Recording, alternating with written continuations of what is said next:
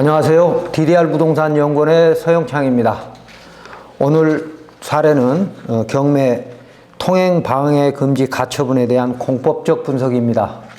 명기 탈출 1권 224페이지에 보면 민법 통행 방해 금지 가처분으로 도로 만들기에 대한 실제 사례입니다. 자, 질문을 보면 비도시 면지역에 2007년에 농림지역 보존산지에서 산지 전용 허가로 건축된 주택 및 동식물 관련 시설을 병락받았는데 그 진입로는 사유로서 일부는 사용승낙을 받고 일부는 현황도로라서 사용승낙 없이 허가되었습니다. 그런데 현황도로 소유자가 통행을 방해하여 부득이 통행 방해금지 가처분을 신청하였는데 대체 통로가 있다는 소유자의 주장으로 현장 검증 없이 기각된 사례입니다. 그 이후 현황도로 소유자는 이 현황도로에 나무를 심어 아예 통로 자체를 없애버렸습니다. 아무리 소유권의 절대성 원리가 존중된다고 하여도 이 통로가 없어지면 건축물 소유자의 피해가 엄청난 것인데 본안 소송을 통해서 이 통로 문제를 해결하라고 하는 것은 잘못이 아닌가라는 질문입니다. 그림을 보시면 그 경기가 세워져 있는 그 빨간 동그라미 안에 있는 곳이 포장된 도로이고 그 왼쪽 위로 건축물이 있죠. 답변. 하나의 건축물이 지어지려면 지자체장이죠. 허가청으로부터 여러 허가를 동시에 받게 됩니다. 이곳은 2007년에 임야에 목장을 지을 때에 산지전용 허가와 건축허가 등을 하였을 것입니다.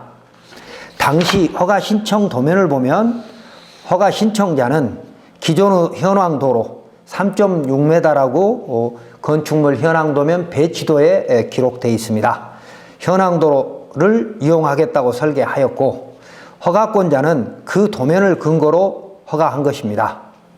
그렇지만 이 통로는 사유라 하더라도 허가권자가 다음과 같이 공법과 민법과의 관계를 검토하여 현황도로의 배타적 사용 수익권이 제한되었다거나 또는 그 건축물 이용자의 이용권이 확보되었다고 판단했을 것입니다. 그림을 보겠습니다. 왼쪽 아래에 있는 게 동식물 관련 시설이면서 사실상 주택입니다. 그리고 오른쪽 위에 있는 현황도로가 보이고 그 다음에 오른쪽에 있는 공로, 여기는 건축법 도로로 지정이 됐기 때문에 공로로 보는 것입니다. 그러니까 공로와 이 주택이 있는 그 사이에 연결된 현황도로가 허가 신청자인 그 동식물 관련 시설의 건축사가 3.6m 현황도로라고 하는 것을 측량을 해가지고 여기에 기재한 것입니다. 이거는 이제 건축물 대장에 있는 그 건축물 현황 도면의 배치도에 나와 있는 것이죠. 그런데 이 현황도로가 사유라는 것이죠. 자, 그래서 우리가 이 사유인 통로가 배타적 사용 수익권이 제한되었다거나 또는 그 이용권이 확보되었다고 판단할 수 있는 근거를 보면 첫 번째, 건축허가에서 그 진입로는 건축물 이용자의 편의와 긴급 차량의 통행로라고 유권 해석하고 있습니다. 대법원 98도 18299 등 굉장히 많은 판례가 있고요. 법제처도 120559 유권 해석이 있으며 건축행정 길라잡이 국토부가 발행하는 건축행정 길라잡이 323쪽에도 이런 내용이 있습니다. 그러니까 건축허가에서 허가권자가 허가 신청자에게 진입로를 확보하라는 의무를 부여할 수 있는 근거는 긴급시 피난 차량의 통행로를 확보해야 된다라고 하는 이 국민의 신청자의 의무이기 때문이죠. 자, 그렇다면 반대로 건축허가 부서인 지자체장은 이 대지가 그러니까 주택 및 동식물 관련 시설 건축허가를 받으려고 하는 대지가 공로까지, 공로는 사실상 통로라고도 하고 누구나 다 사용락 없이 이용할 수 있는 도로를 공로라고 대법원은 해석하고 있습니다. 그래서 공로까지 연결되었는지 확인할 의무가 있습니다. 그러니까 지자체장은 대지가 공로와 연결이 돼 있는지 안 돼 있는지, 그게 이제 구체적인 기준으로 따지면 접도 의무라고 해서 너비 4m 이상의 도로에 2m 이상이 접해야 된다는 것이 있고, 또 그 길이가 막다른 도로 성격이라면 길이가 10m, 35m에 따라서 2, 3, 6m로 바뀌기는 하죠. 너비가 바뀌긴 한데 어쨌든 이 대지가 공로까지 연결되었는지 확인할 의무가 있고, 비도시 면지역에는 건축법 44조에서부터 47조, 44조의 접도 의무, 45조의 지정 의무 이런 것들이 적용되지 아니하지만, 만약에 여기가 비도시 면지역이 아니었으면 건축법 도로로 지정됐을 겁니다. 그러니까 이 통로도 이미 공로가 됐다는 얘기죠. 그러나 비도시 면지역이기 때문에 건축법 도로로 지정을 하지 않았을 것이나, 이 현황 도로가 건축법 기준에 맞고 배타적 사용 수익권이 제한되어 해당 건축물의 출입에 지장이 없다고 인정할 수 있다고 허가권자가 판단했기 때문에 사용승낙 없이 건축허가가 되었던 것입니다. 그렇다면 법원도 이런 현황도로의 배타적 사용 수익권에 대한 판단은 허가권자이면서 지자체 장인, 허가청에서 여러 가지 기준으로 종합적으로 판단하라고 하였으므로 대법원 2005-21517 또 2016-264-556 전원합의체 판결 등 굉장히 많은 판례가 있습니다. 그러니까 현황도로가 왜 생겼고 또 소유자는 얼마나 보유를 했고 그걸로 해서 생긴 이익이 어떻고 손해가 어떻고 이런 것들에 대해서 허가권자인 지자체장이 좀 종합적으로 판단을 해서 현황도로의 배타적 사용수익권이 포기됐는지 또는 제한됐는지 이런 걸 검토하라고 대법원은 해석하고 있다는 겁니다. 자, 그렇다면 이 사유 통로를 건축법 진입로로 허가한 허가권자의 결정을 법원도 존중해야 할 것이라는 것입니다. 다음 두 번째, 자, 이게 건축허가가 되기 전에 개발행위 허가를 받아야 되고 또 개발행위 허가 전에 임야를 대로 바꾸면, 그러니까 지목을 대로 바꾸려면 산지전용 허가를 통해서 형질 변경을 해야 하거든요. 자, 그래서 두 번째, 개발행위 허가에서 건축 목적의 형질 변경을 할 경우 그 기반시설인 진입로는 국토계획법 및 도시계획 조례와 개발행위 허가 운영 지침의 기준을 따라야 합니다. 그러니까 엄격한 공법 기준에 맞게 진입로가 확보돼야 된다는 것입니다. 그러나 이곳은 농림지역이고 또 건축물이 동식물 관련 시설로 허가되었으므로 개발행위 허가 없이 산지전용 허가만 받았을 것입니다. 이 동식물 관련 시설 안에는 주거용인 주택이 대부분이고요. 또 다른 떨어져 있는 곳에 동식물 관련 시설이 또 하나 허가되어 있습니다.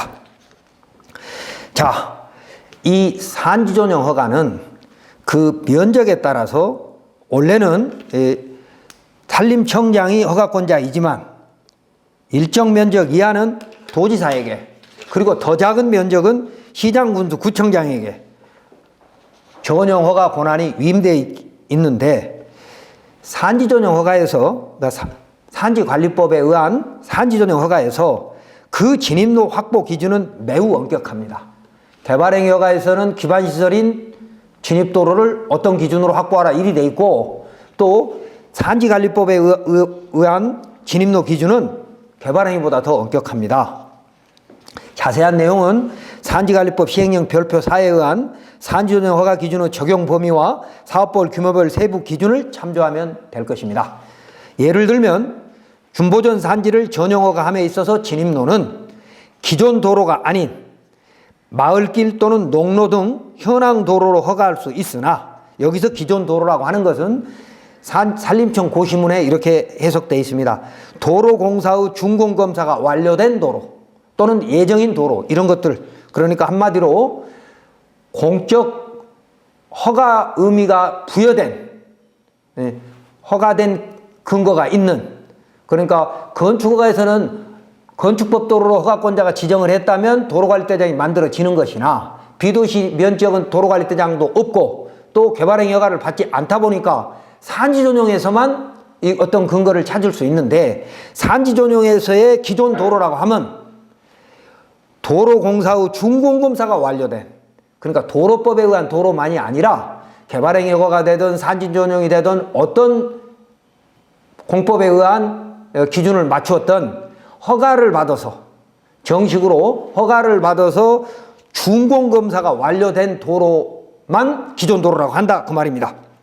그래서 기존 도로가 아닌 마을길 농로로도 준보전산지는 허가가 될 수 있으나 너비 기준만 맞으면 보전산지는 그렇지 않습니다.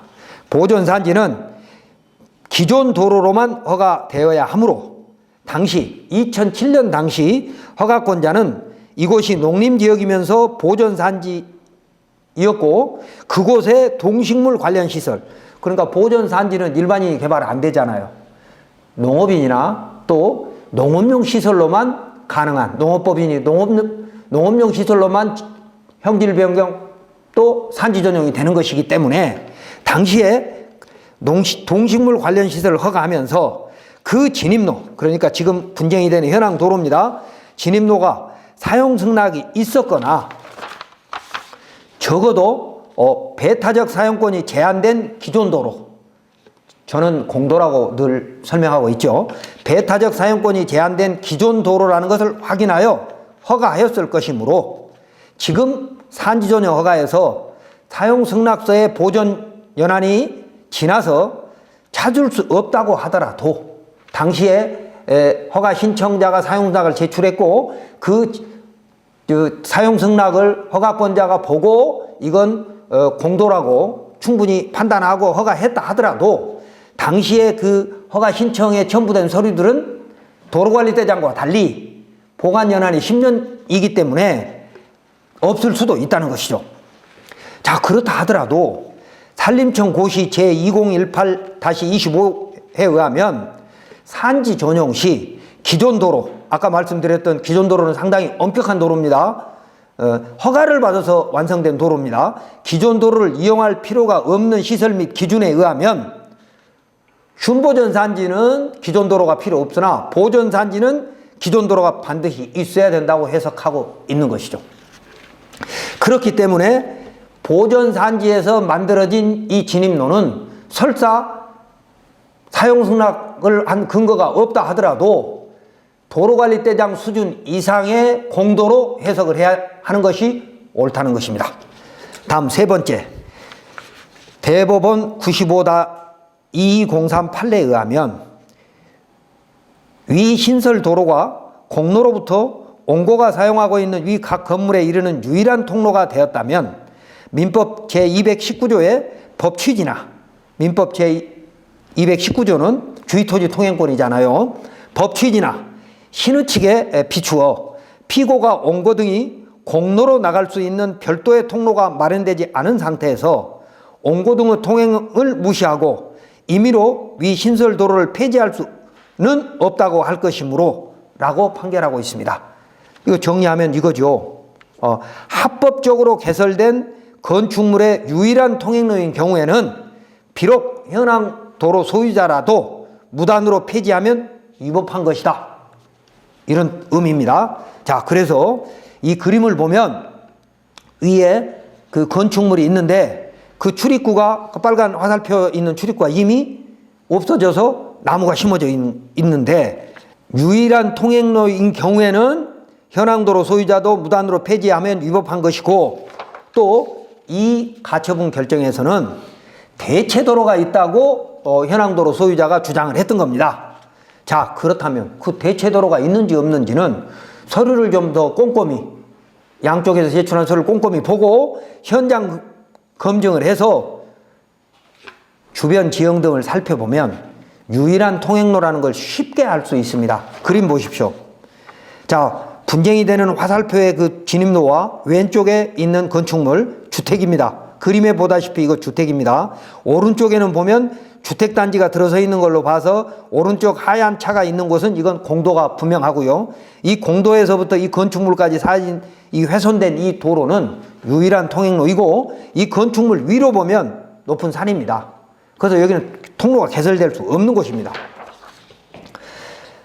그래서 현장을 보면 유일한 통행로이기 때문에 어떻게든 이 건축물 이용자와 그 안에 있는 사람, 그리고 동식물들이 생존의 위협을 받을 수 있는 것이기 때문에 긴급처분인 가처분은 받아들여질 수 있는 것이고, 또 현황도로 소유자의 주장 중에 이런 게 있습니다. 이 현황도로가 전 소유자, 그러니까 이 경매당한 전 소유자와의 일시적인 사용대차 수준의 통행로라고 하여도 이 통행로가 없어져서 출입이 불가능하다면 그 건축물에 거주하는 사람 및 동물의 생명이 위협받게 될 것이므로 이 현황도로를 산지조정 허가 및 건축 허가에서 이 주택 및 동식물 관련 시설 허가에서 진입로를 허가권자가 합법적이고 기준에 맞다고 인정하였다면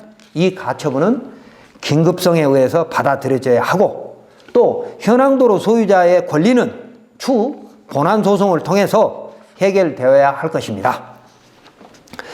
자, 그리고 그동안 건축법, 국토계획법, 산지관리법 등 건축 관련 허가에서 현행 규정이 생기기 전까지 지난 60여 년 동안 허가 법령의 미비로 허가권자의 재량적 판단으로만 허가된 이런 현황도로가 전국에 무수히 많습니다.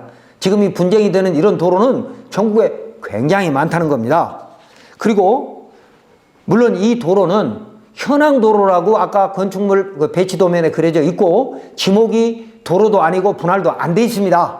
그렇기 때문에 이건 소유자의 배타적 사용권이 존중돼야 된다라고 법률 전문가들은 해석할 수 있으나 제 의견은 다르다는 겁니다. 제 의견은 이게 엄격한 산지조정 허가 때 건축법 도로라고 허가권자가 인정했다면 법원도 그 허가권자의 재량권을 좀 존중해야 될 것이다 라는 얘기입니다.